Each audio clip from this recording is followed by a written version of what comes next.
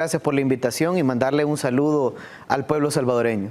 Por supuesto. Ministro, hoy lo vimos en la Asamblea Legislativa, en esta comisión especial que investiga los fondos de la pandemia. Vimos que llegó, hizo esta comparecencia para explicar precisamente cómo se ha venido manejando desde Obras Públicas todo el tema de los fondos utilizados en la emergencia, y lo estamos viendo en pantalla para que la gente tenga una idea. Ahí están algunos diputados presentes. Sin embargo, en el transcurso de esta sesión, dentro de esta comisión especial, vimos una negativa, una oposición constante por parte de algunos diputados a la hora que usted estaba explicando. Cuéntenos qué le fue a explicar a los diputados. Sí, bueno, a pesar que la Asamblea Legislativa no es el ente contralor, pero nosotros, respetando parte de la institucionalidad y diferentes cosas, llegamos a la Asamblea Legislativa más que todo también para explicarle al pueblo salvadoreño, ¿verdad? Obviamente nosotros desde el Ministerio de Obras Públicas y las diferentes carteras de Estado hemos tratado de garantizar la transparencia en todos los procesos que hemos hecho de contratación, de licitación pública, libre gestión. Todos los procesos de adjudicación se ha hecho de acuerdo al marco legal. Y te comento, de hecho los diputados de la Asamblea Legislativa, cuando aprobaron un decreto de emergencia, ellos dejaron facultado al Ministerio de Hacienda para que por medio de ellos se hicieran lineamientos a través de la UNAC. Y estos lineamientos iban a ser los que regirían todos los procesos de compra en la pandemia y en la emergencia principalmente. Es decir, los mismos diputados de la Asamblea Legislativa dijeron que fuera el Ministerio de Hacienda el que determinara cuáles iban a ser los lineamientos para todas las compras. Se trató de garantizar siempre que hubiera competencia. Obviamente teníamos en el mercado diferentes limitantes porque los insumos médicos, por ejemplo, eran escasos. El Ministerio de Salud tuvo que hacer diferentes acciones para poder conseguirlos. O las empresas estaban cerradas. Las empresas estaban cerradas. Había que importar porque, es decir, no se tenía la cantidad de mascarillas. Incluso empresas empezaron a producir. Se tuvieron que hacer diferentes actividades y eso de alguna manera tuvo que hacer que todas las compras se hicieran de manera rápida. Y a pesar de eso siempre tratamos de garantizar que todo se hiciera de acuerdo al marco de la legalidad. Los diputados hoy que estuvimos en la Asamblea Legislativa, a mí me llama la atención porque ellos hacían mención principalmente en el tema de agricultura y otras carteras de Estado que decían que las compras se habían hecho fuera de la emergencia. Y yo quiero leer una resolución de la Sala de lo Constitucional, lo cual faculta que los fondos FOPROMID pueden ser utilizados de dos maneras. Uno, como mitigación de riesgo, es decir, como prevención, y la otra es en medio de una emergencia. Y te lo leo en la resolución número 21/2020 con fecha 8 de junio de 2020.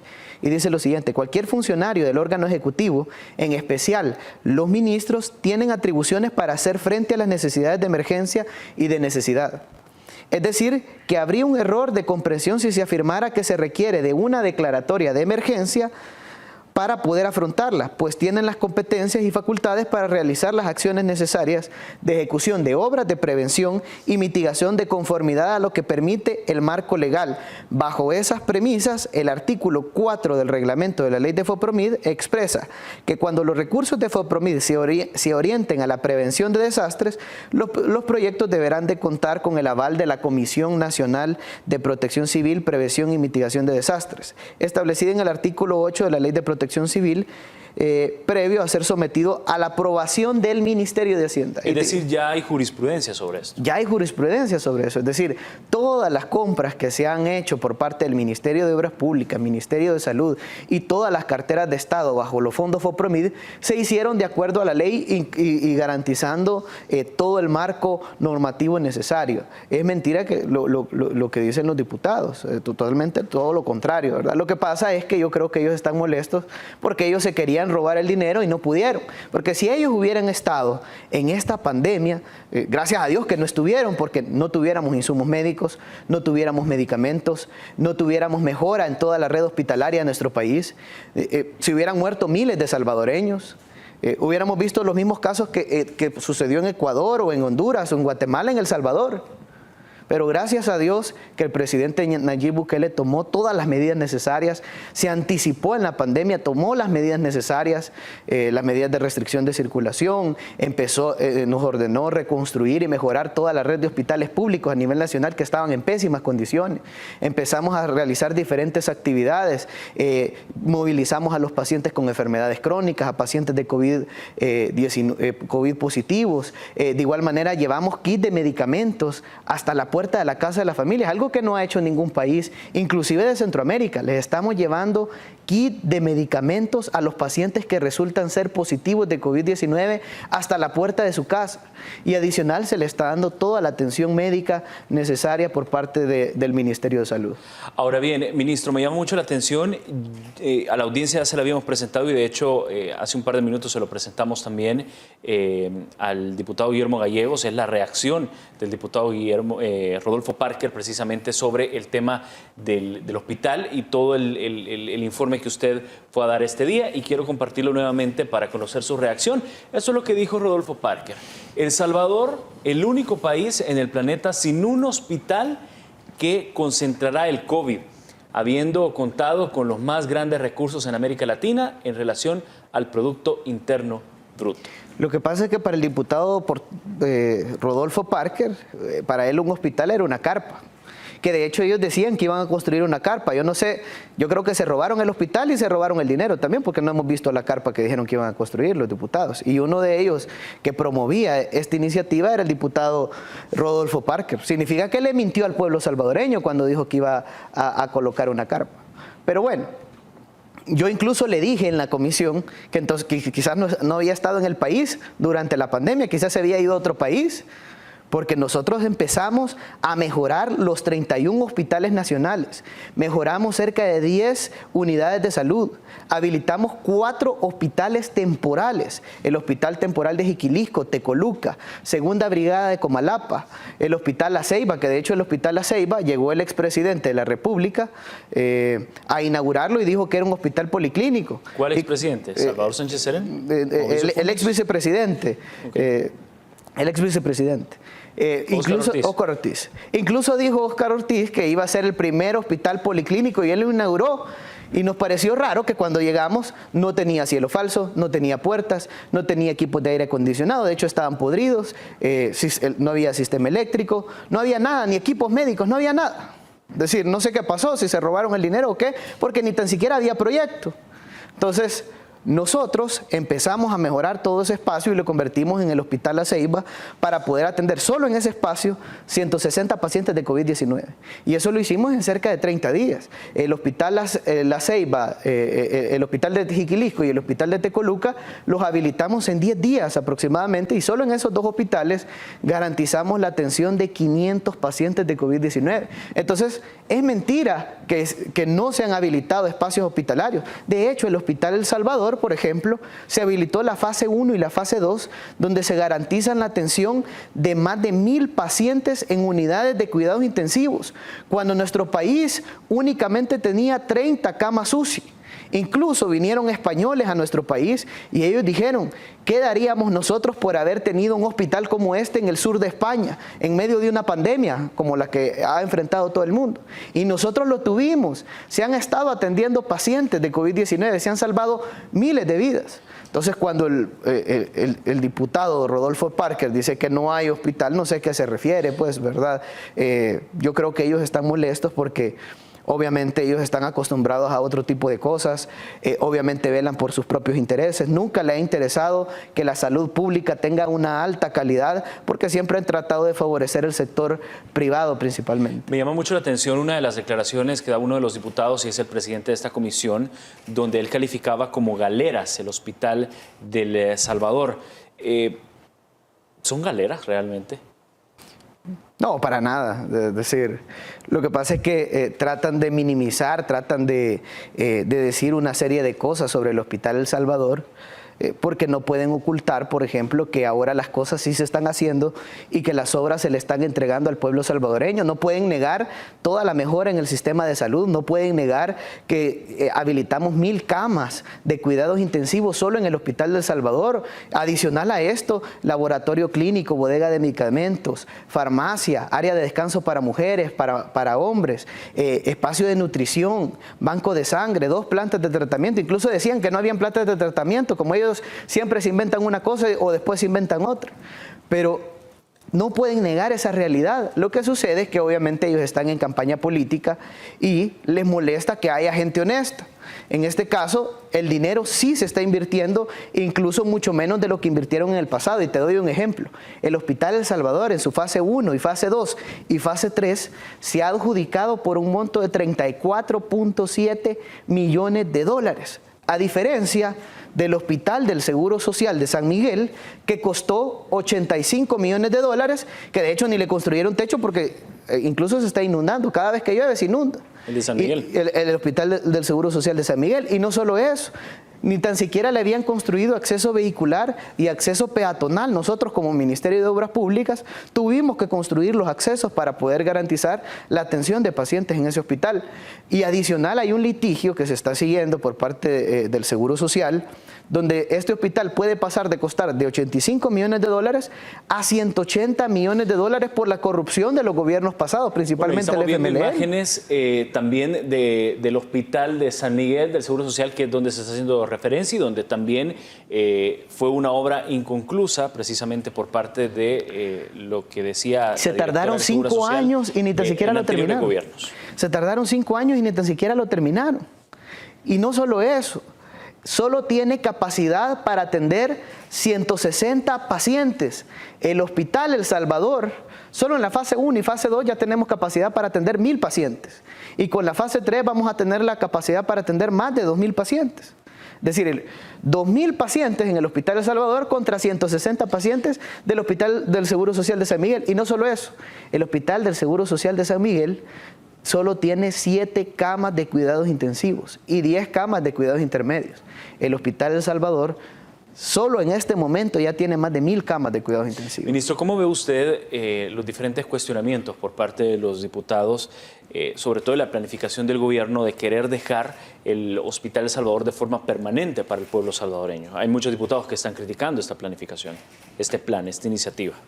Obviamente ellos se van a oponer siempre que sea algo para el bienestar del pueblo salvadoreño y lo han hecho, para eso los diputados han sido exquisitos, para oponerse a todo lo que tiene que ver con el bienestar del pueblo. Se opusieron con el Plan Control Territorial, se han opuesto con el programa KFW, se han opuesto con los diferentes financiamientos como Fomilenio, se han opuesto a todo lo que tiene que ver con el beneficio del pueblo salvadoreño y no les importa que se mueran familias, porque lo vimos en Amán de Cristóbal y aún así no aprobaban los créditos y la donación del gobierno de Alemania, se cayeron puentes, se generaron cárcavas y no les importa. De igual manera, el Plan Control Territorial, que sirve para salvar vidas, tampoco les importa. Igual la salud. De hecho, ellos estaban discutiendo si había pandemia o no había pandemia, cuando ya teníamos incluso casos de coronavirus en el país. Cuando veían los ejemplos de Honduras, cuando veían los ejemplos de Ecuador, donde la gente incluso se moría en la calle. Y no les importaba. De igual manera, en este caso, no les interesa la salud del pueblo salvadoreño. Y ahora la diferencia es que las obras sí están llegando. El dinero público se está invirtiendo en nuestra gente. Y en este caso este va a ser un hospital de primer mundo, porque no puede ser que lo privado siempre sea mejor que lo público. En este caso vamos a hacer que lo público también pueda ser igual. Claro, y uno de los temas también complicados, y de eso vamos a estar hablando después de la pausa, la primera pausa de esta segunda entrevista, es Fomilenio. Sabemos que Obras Públicas está trabajando de la mano, hay maquinaria parada, ya hay proyectos que podrían estar en riesgo, además de la percepción del país en la comunidad internacional. Ya William Pleites, director ejecutivo de Fomilenio 2, mostraba su preocupación al respecto. Decía que alrededor de 5 proyectos están en riesgo para poder llevar beneficio al pueblo salvadoreño. Ustedes como Obras Públicas, imagino que están trabajando de la mano con Fomilenio. ¿Qué proyectos son los que se ponen en riesgo y quizás conocer su reacción al respecto? Es decir, ¿se podría llegar a un acuerdo? Bueno, en este caso, la verdad que los diputados de la Asamblea Legislativa vuelven a repetir la misma historia que han hecho con diferentes financiamientos, incluso hasta con donaciones. Por ejemplo, lo hicieron con KfW, donde aprobaron un contrato y después ratificaron lo contrario. Decían en el contrato que el gobierno de El Salvador, en este caso el Ministerio de Obras Públicas junto con KfW, iban a aprobar los proyectos, pero cuando lo ratificaron ellos pusieron los proyectos y eso hizo que se bloqueara por un tiempo todos los recursos. Al final sabían que se iban a perder la donación y el préstamo, entonces terminaron aprobando de acuerdo a las modificaciones que pedimos nosotros. Quiere decir que nos dieron la razón. En este caso no ha sido la excepción. De hecho, el ministro de Hacienda sacó la iniciativa de ley que estaba en la Asamblea Legislativa debido a que él ya tenía las facultades necesarias para poder realizar todas las asignaciones presupuestarias. Los diputados ya habían aprobado y ya habían ratificado los fondos de cerca de 300 millones de dólares y ahí no había asignación para Fomilenio. Entonces, ¿qué hizo el ministro de Hacienda? Lo que los diputados le aprobaron. La asignación de acuerdo a la aprobación de los mismos diputados. Entonces, asignó los recursos, se le dieron a las micro pequeñas empresas, se les han estado dando, y ahora vienen los diputados y dicen, vaya, este decreto que sacó el ministro de Hacienda, ahora lo vamos a retomar y le vamos a asignar de acá fondos a Fomilenio. Es decir, eso no lo pueden hacer, porque ya los recursos ya están asignados. Entonces, incluso se contradicen a lo mismo que ellos ya habían aprobado. Y esto lo hacen únicamente para bloquear al gobierno y quererlo culpar con algo que no tiene nada que ver. Ministro, quiero que nos detalle y le detalle a la audiencia proyecto por proyecto, pero antes quiero rápidamente que conozcamos el panorama de cómo se encuentra la situación en el periférico, en el proyecto periférico Claudia Lars. Las máquinas están completamente detenidas y hay descontento por parte de los trabajadores. Veamos lo que ocurre. Mira esta historia, ministro. Rodrigo es uno de los cientos de trabajadores que fueron contratados para operar máquinas pesadas en la construcción del bypass. Pero desde ayer apagó los motores. No, estamos en espera. Aquí no han dicho nada. ¿Hace cuánto está trabajando usted en esta obra? Pues desde en febrero. Febrero. ¿Y estaba proyectada hasta cuándo? Pues como hay atraso, hay 4 meses de atraso por la pandemia, pues por ahí por marzo. En este plantel ubicado justo en el desvío de San Juan Opico, fueron estacionados casi medio centenar de camiones, tractores, retroexcavadoras y todos los equipos usados en el trabajo diario. Paralizadas las obras y paralizados también los trabajadores. Sin embargo, el ímpetu y el deseo de ellos es mantenerse pendientes de lo que pueda acontecer, ya que también recuerdan que de lo que hacen dependen sus familias. ¿Ustedes qué piensan como trabajadores de esta situación? Pues es cosa de la Asamblea. De ahí depende de todos los problemas. No dejan que trabaje el gobierno y están perjudicando a todo mundo. Queda el trabajo a medio finalizar, se pierde la inversión que se ha hecho, no se culmina la obra, no se obtiene el beneficio. El problema es que la negativa de algunos diputados en la Asamblea Legislativa también relaciona la parte. Maquinaria parada y bueno, ese es el sentir de los trabajadores este día. Ese es el regalo de Navidad que le está dando la Asamblea Legislativa al pueblo salvadoreño. Es decir, así quieren ver al país, así como se veía en los videos, con maquinaria parada. Ellos quisieran paralizar todo el país por el hecho de afectar al gobierno, porque es lo único que han tratado de hacer siempre. En este caso, son cerca de 400 empleados los que hay en el periférico Claudia Lars que pueden resultar afectados debido a que como no hay recursos, no se le puede pagar a la empresa por las obras que pueda realizar y por ende la empresa tampoco le va a poder seguir pagando a los trabajadores todas las obras adicionales a partir de este mes de diciembre. Y eso es lo que quieren los diputados. Enumeremos rápidamente, ministro, por cuestión de tiempo, los proyectos que se van a ver afectados para que el pueblo salvadoreño tenga una idea. Sí, tenemos el periférico Claudia Lars, que en este momento está detenido hasta el 7 de diciembre. También tenemos el recinto fronterizo en el Amatillo, que esta es una obra que iba a mejorar los tiempos y costos de transporte en el oriente de nuestro país y principalmente con nuestro vecino Honduras. De igual manera tenemos un sistema de riego en el Paisnal, que esto también se ha detenido la obra. El Centro Escolar San Antonio, que se estaba construyendo con el Ministerio de Educación, también la obra ya se detuvo. Y otro recinto fronterizo, que es en Anguiatú, para conectarnos con Guatemala, que también se han paralizado las obras. Y Fomilenio ha dado hasta el 7 de diciembre, de lo contrario, ellos van a tener que rescindir el contrato. ¿Y qué pasa si Fomilenio rescinde el contrato? Es decir, todas las penalidades y todo el proceso legal que se llegue a seguir entre el gobierno de El Salvador y la empresa constructora, al final lo que van a pagar todo este proceso legal somos todos los salvadoreños, debido a que no hay recursos para poderle pagar a la empresa y hay un contrato. Hay un contrato que implica todas las condiciones legales, incluso cláusulas, si se llegara a rescindir el contrato. En este caso, incluso se tendría que llegar hasta pagar todo el contrato. Es decir, esa es una de la peor situación de todas. Y esto es gracias a los diputados de la Asamblea Legislativa. Obviamente nosotros vamos a seguir insistiendo. Ya el ministro de Hacienda ya hace meses llevó una iniciativa de ley con 250 millones del Banco Interamericano de Desarrollo, donde están 50 millones de Fomilenio, 60 millones para pagos a proveedores y otra cantidad de recursos para poder realizar diferentes obras y diferentes actividades que se requieren por parte del gobierno. Entonces, está pendiente de la aprobación de los diputados de la Asamblea Legislativa, porque lo que querían hacer con estos otros recursos nada más era bloquear las obras, bloquear los proyectos de Fomilenio, e incluso como se está negociando un Fomilenio 3, que lo decía el asesor jurídico del secretario privado de la presidencia, que ya se estaba negociando incluso un Fomilenio 3, o se había ya un diálogo. Ellos quieren afectar incluso el diálogo, porque ellos lo único que quieren es bloquear al gobierno y no se dan cuenta que al final al que terminan bloqueando y al que terminan afectando es al pueblo salvadoreño. Ahora bien, ministro, sabemos que el país va para una contienda electoral donde se van a elegir a alcaldes, diputados y por supuesto diputados del Parlamento Centroamericano. ¿Realmente todo esto podría ser una estrategia política para afectar al gobierno? ¿O cómo lo perciben ustedes? Eso es lo que ellos creen, ¿verdad?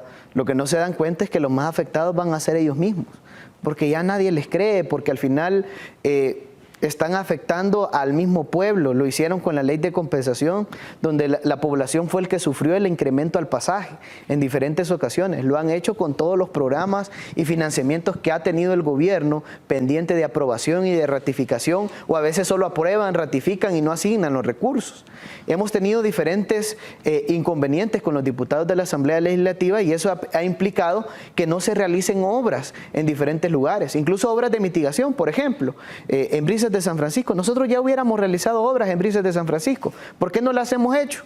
Porque los diputados no aprobaban los recursos, se tardaron más de un año para poderlos aprobar. Ahora bien, lo que sí aprobaron los diputados, y ahí quiero conocer su reacción, es esta compensación económica aprobada por los diputados para el transporte público. ¿Cómo ve el ministro de Obras Públicas esta aprobación por parte de los diputados? Nosotros, desde que llegamos al gobierno, siempre hemos pedido que se apruebe la compensación con condiciones. ¿Por qué con condiciones? Porque se han pagado 466.2 millones de dólares en subsidio al transporte público sin ninguna condición en los últimos 10 años. Y el servicio ha sido igual o peor que lo que hemos tenido en los últimos 10 años.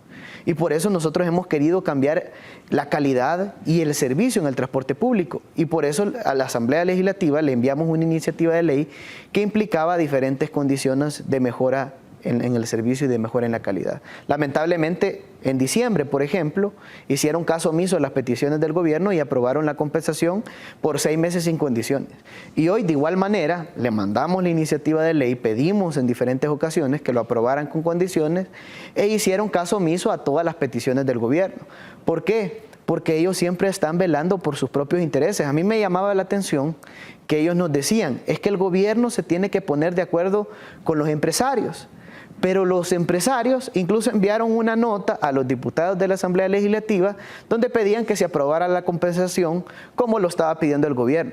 Entonces no sé a qué empresarios se refieren, a los empresarios que están afuera de la Asamblea Legislativa o a los empresarios que están adentro de la Asamblea Legislativa. Claro, yo creo que se referían a los que están adentro y con eso querían que nos pusiéramos de acuerdo. Claro, y para nadie obviamente es un secreto que algunos diputados dentro de la Asamblea Legislativa, y quiero preguntar esto porque hay una nota de Diario El Salvador donde vinculan a un diputado del FMLN con tratos con las unidades del transporte colectivo, con algunas rutas. Sí, de hecho hay diputados que son empresarios, hay algunos que creemos, obviamente tenemos sospechas que lo hacen a través de terceros, pero sí están inmiscuidos esto. De hecho, decir que se apruebe tan rápido la compensación económica con beneficios para los empresarios, ministro, y lo hicieron retroactivo, que se apruebe así, que la Asamblea Legislativa lo apruebe tan rápido, tan expedito y con beneficios y prácticamente con más de 60 votos. Es decir, eso dice bastante. Cuando KfW no lo aprobaban, cuando el Plan Control Territorial no lo han aprobado todavía. Todavía está pendiente de aprobación en la Asamblea Legislativa. Pero sí pueden aprobar beneficios para los buceros. Por ejemplo, se metió una iniciativa de ley ya hace un par de meses donde se pedía que se pusieran ciertas condiciones que implicaran que se pagara, por ejemplo, a todos los empleados del transporte público las prestaciones de ley, lo básico, lo que se debería pagar. Y se opusieron. Solo hubieron cerca de 20 votos, no se logró mayoría para poderle dar condiciones a los trabajadores del transporte público. Es decir, que en los próximos 6 meses, ministro, para que la gente lo tenga claro, en casa o donde nos estén viendo a través de las diferentes plataformas de redes sociales, los empresarios del transporte público van a tener la compensación durante 6 meses sin inversiones en concreto dentro de sus unidades. Incluso lo aprobaron hasta diciembre de 2021, sin ninguna condición, como lo han hecho en diferentes ocasiones. Nosotros hasta pedimos que se pusiera que deberían de acatar con todas las medidas de bioseguridad por la pandemia de COVID-19. Además de que entiendo yo que vamos a pagar 10 centavos más. Además, nuevamente por el precio del combustible. Era lo que se estaba pagando, 10 centavos de dólar por galón.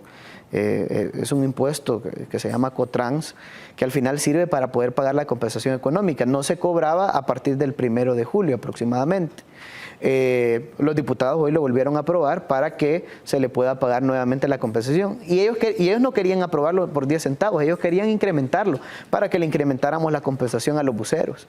Entonces, obviamente nosotros nos opusimos porque estamos velando por el bienestar del pueblo salvadoreño, que es al final a quien nos debemos. Y yo siempre les he dicho a los empresarios del transporte público que si los usuarios están bien, los empresarios van a estar bien. Entonces, lo que tenemos que inclinarnos todos es a mejorar la calidad de cada una de las unidades del transporte colectivo, que no anden unidades tirando humo, como hemos visto, que se renueven las flotas, que vayamos cambiando toda la estructuración de las rutas y de las líneas de transporte, de igual manera que vayamos mejorando el servicio que se le da a la población. Y esto lo podemos lograr si tenemos todo el marco legal, todo el marco normativo para poder aplicar la ley como es. Lamentablemente tenemos una asamblea que se opone a todas las medidas de control en el transporte público. Y es por lo mismo, pues ellos tienen intereses claros. Claro. Ministro, se nos acaba el tiempo, nos hemos pasado 6 minutos, pero de verdad muchísimas gracias por su tiempo, para la audiencia de la entrevista de Noticiero Salvador. No, gracias a ti por la invitación y un saludo al pueblo salvadoreño.